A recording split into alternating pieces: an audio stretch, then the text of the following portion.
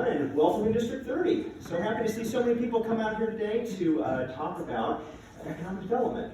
This is a subject that I care a great deal about and that I get excited about. And I know that in policy circles, it's not the thing that gets everybody fired up, except maybe the folks in this room. But I don't understand why. Because for me, economic development is kind of like a pair of pants. It may not be the most exciting part of your outfit, but without it, folks are going to notice.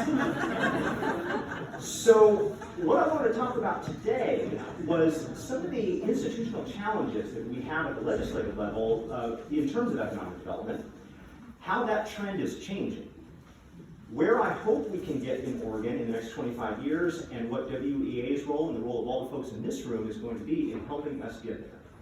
So I've been in legislature a little over 2 years, and it feels like a lifetime now. But one of the things I've learned is that there are institutional challenges when it comes to economic development on the legislative front. One issue is we're constantly changing the cast of characters in the legislature. We have 2-year terms in the House, 4-year terms in the Senate. There is a great deal of turnover, which makes it really difficult to do economic development planning, because that, of course, requires a long-term vision. And when folks are constantly switching in and out of these roles, switching in and out of gals or leadership positions, it is hard to actually have that long-term vision that you can apply consistently year after year. Another issue that we have is that we are under pressure on the legislative front to solve the most pressing challenges right in front of us. And that does change from year to year, from 2-year cycle to 2-year cycle. And so having that consistent focus on economic development can be a challenge. And finally, the way the legislature is structured is we work in silos. Everybody is in their respective committees, and so it's not always clear if you're working on the Education Committee, what's happening in the Transportation Committee, or if you're working in the Business and Labor Committee, what's happening over in the Economic Development and Small Business Committee. So oftentimes we struggle to have that comprehensive vision that is necessary for us to tackle all different elements of the economic development planning process. But here's the good news. That is changing. We have, in the last few years, made significant progress on the economic development front. The most significant of which, in my view, is, of course, the Oregon CHIPS Act. Last year, we passed Senate Bill 4 to invest over $200 million in expanding the semiconductor sector here in the state of Oregon. Now, that is going to have huge repercussions, particularly for this region.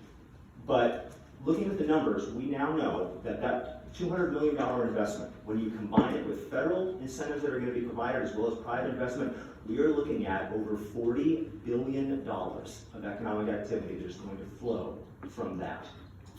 We're talking about thousands of construction jobs, and we're talking about over 6,300 long-term, permanent, high-paying positions in the semiconductor sector here in our region and throughout Oregon that are going to pay, on average, between 25 and 30% more than equivalent positions in other sectors. So this was a massive piece of legislation that is going to have tremendous effects for our entire region and for our entire state.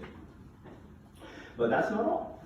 We also extended 2 very critical pieces of legislation. One is the Strategic Investment Program and the Enterprise Zones. Those have now been extended to 2030, which are critical in helping us grow and bring in new business here to our state. In addition, we got Future Ready Oregon, $200 million investment in workforce development, which is, of course, underway. And then finally, this last short session, we had a major investment in infrastructure. Something that often flies under the radar, but is absolutely critical. Representative Gomberg led the charge on this, and we invested $100 million to fund 50 infrastructure programs that are critically needed throughout the state. But there are over 200 more programs that are still in the queue that need to be funded in coming sessions. But the good news is that infrastructure is increasingly becoming a topic of discussion and focus for our efforts and for our funding. So if we can keep this momentum going, if we can build upon the successes that we have had, where can we go? What is the vision that we have for Oregon by the middle of the 21st century? Here's what I'm hoping for. I am hoping that Oregon becomes the semiconductor center of the world. That we advance, that we research and develop, and we manufacture the most advanced microchips on the planet. here in Oregon. Now that distinction currently belongs to Taiwan. I think in the next 25 years, with the investments that we are making and the partnerships that we are forging, not only at the state level, but also with the support of the federal government and industry partners, that we can't get there. But what is that going to take? It's going to take a number of things. It's going to take science, technology, engineering, and math career pathways in schools throughout our state. It's going to take closer collaboration on research and development between industry partners and our public research institutions to a far greater degree than we have today. It is going to take partnerships between the public, private, and nonprofit sectors to create a comprehensive statewide strategy for workforce development, something that we are beginning to do, but we have a lot of work still to come. We need to make higher education in the state of Oregon accessible to everyone and make it affordable. That we need to embrace a culture of lifetime learning so that you have the ability, as the economy is changing at an ever-increasing rate, that you have the ability to upskill and reskill at any period of your life when you are in Oregon in the workforce. We have to make that a reality. And finally, we have to expand our advanced manufacturing ecosystem in every part of the state by giving local jurisdictions the resources and the tools to seize the growth opportunities that are available. I heard when I served in the Semiconductor Committee, we have communities, not only here in Washington County, but throughout the state, who are eager, ready, and willing to create these opportunities for companies that want to come in, that want to be part of this ecosystem, but they don't have the resources to prepare the land, to bring in the utilities, to get this ready for development. We need to create a revolving loan fund that cities can borrow from and then pay back into to make those economic dreams a reality so that this prosperity can be shared not only in Washington County, but throughout the entire state of Oregon.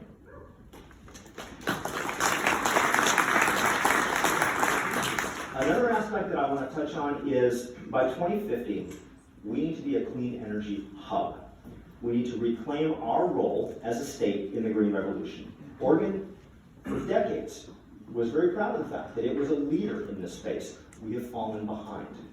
We have a lot of work to do in getting our hydro, solar, and wind power sectors up and moving to a far greater degree than they are today, and also making Oregon not simply a source of clean energy, but also the center for manufacturing for clean technology around the country. We had a bill this past session that I co-sponsored for Clean Energy Technology Manufacturing Opportunity Fund, similar to the Oregon CHIPS Act, where we would provide incentives and support for businesses that manufacture clean technology to come here, to hire workers here, to grow their operations, and to make Oregon a center for green technology in the world. That's something we need to keep pushing on. We need to revitalize our coastal communities.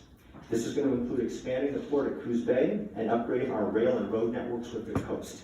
We have to have shared prosperity in this state, and many of our coastal communities are struggling. There are bills that we have passed in recent sessions and that are going to be coming back that we need to support and fund so that we can have a thriving coastal community.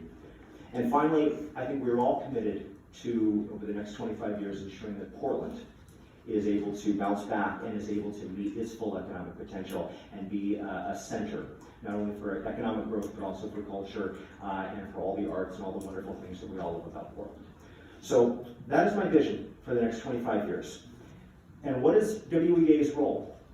Well, it's going to be about articulating a vision and a roadmap for economic development, being a conduit for discussions between the public and private sectors at events like the one that we're having today, and persistently pushing this vision year after year, session after session, decade after decade, to keep our focus on these measures, because it is going to take consistent and persistent vision for us to actually reach the goals that we're setting for ourselves. So we have made a tremendous start over the past few years. We need to keep the momentum going.